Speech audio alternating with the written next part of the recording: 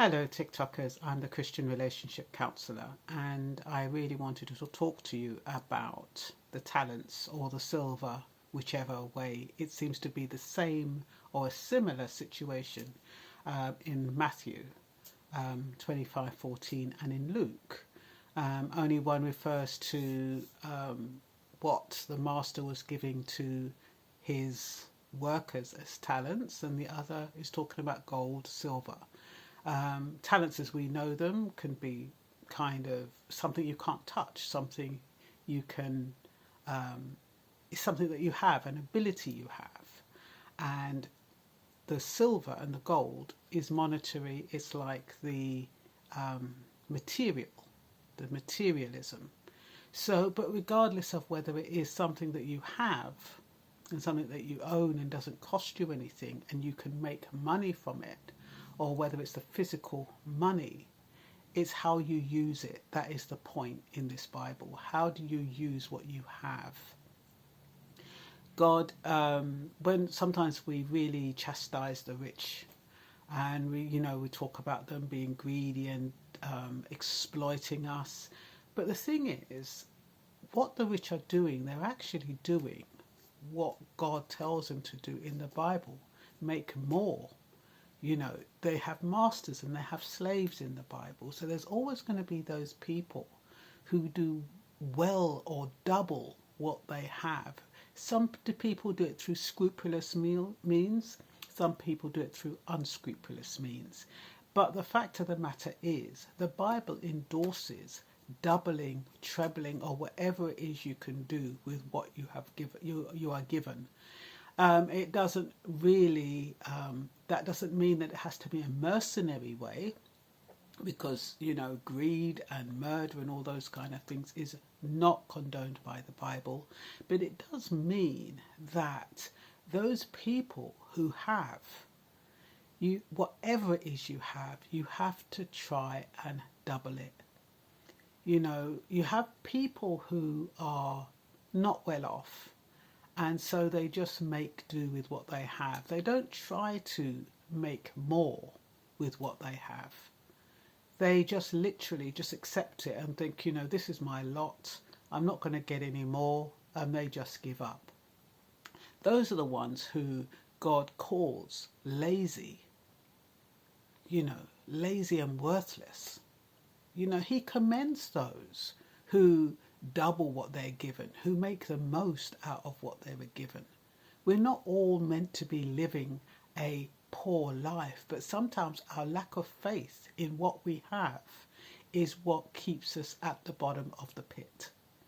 It's got nothing to do with God. It's got nothing to do with unfairness. It's our minds.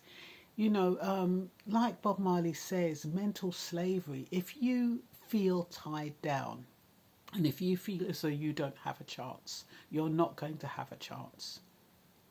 And it is about believing that you are bigger than who you are. You're better than who you are.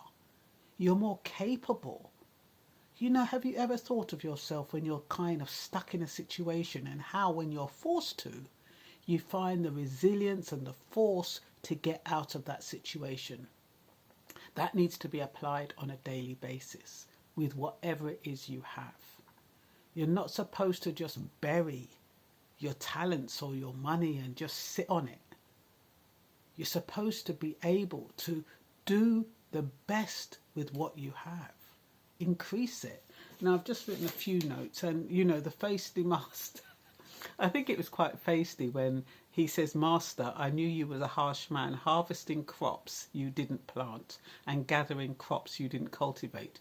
Basically, the man is cussing him. He's being disrespectful to the master. He's saying, "Look, you're used to going around getting something for nothing. So I thought, rather than you get something for nothing, I'm going to give you what you gave me. I'm not going to allow you to exploit me. I'm not going to allow you to, to get more out of me than you've put in." And that's what happens with some of us. We get resentful. We get resentful for those people who have. And instead of looking at what we're given and trying to make the most of it and doubling it, no, we say, "Oh no, I'm not going to allow you to get rich off of me. And so you don't put in the hard work. You don't bother to do your best. How many of you go to work and you think, oh, you know, why should I work this hard? My boss is making all the money. How many of you do that or think like that? You still do it, but you do it with an air of resentment. You don't do it, you know, out of dedication and love for what you're doing. Even though you're getting paid for it, you resent the person who's paying you. That's not a good way to live. A good business person will be able to increase what he is given. However, those who are resentful and dissatisfied will hold tight onto what they have. And it's like those people who say, oh, I don't have any talent. A lot of people, you hear them, oh, I ain't got no talent. What can I do? What about those people on YouTube that are just cooking, doing something as simple as cooking? And they are making money from that.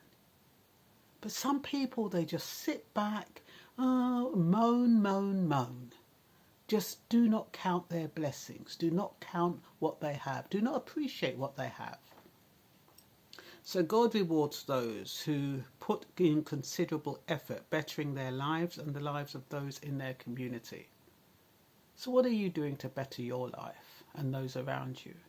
You sitting there grumpy about, oh, you haven't got this opportunity, you haven't got that opportunity.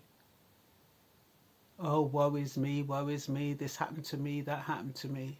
Is that what you're doing? The parable of silver and gold in Matthew 25:14-30, and in Luke 19:11-27 is telling you to put your money to work. Invest it.